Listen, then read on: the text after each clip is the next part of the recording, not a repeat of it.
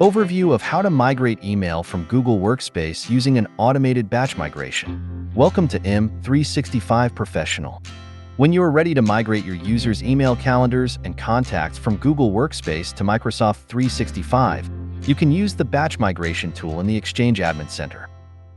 This tool is useful if you need to migrate users and batches over time as you transition your business over to Microsoft 365.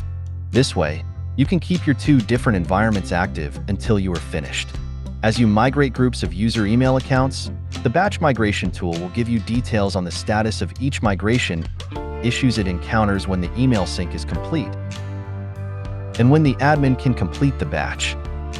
While you can still manually do a batch migration, it's recommended that you do an automated batch migration, which does some of the required migration tasks in your Google Admin Console for you.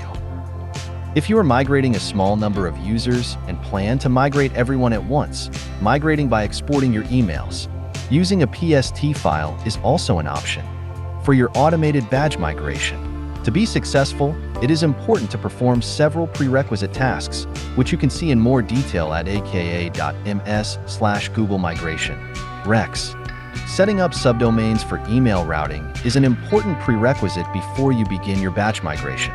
If you plan to do multiple batches, and if you plan to have a coexistence scenario, keeping both environments for a period of time, this allows for email to properly route to use your email accounts you have migrated to Microsoft 365, and email from your migrated users to properly route to your Google Workspace users.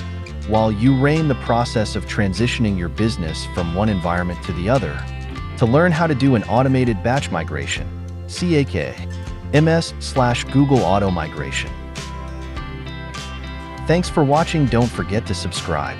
M365 Professional. Check out more content here.